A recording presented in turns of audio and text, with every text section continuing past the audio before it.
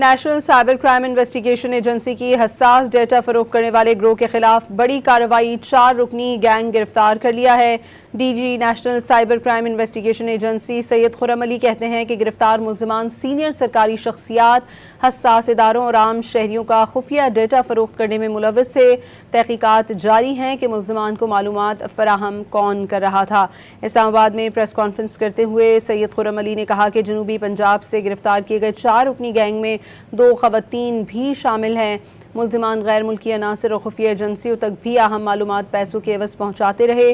D G N C سی آئی کے مطابق بعض شہری لا علمی میں O T P code share کر دیتے ہیں جس سے واٹس ایپ ہیکنگ جیسے واقعات جنم لیتے ہیں۔ اس لیے عوام کو محتاط رہنے اور سائبر سیکیورٹی سے متعلق شعور اپنانے کی ضرورت ہے۔ کسی کو بھی شہریوں یا اداروں کا ذاتی اور حساس ڈیٹا لیک کرنے کی اجازت نہیں دی جائے گی۔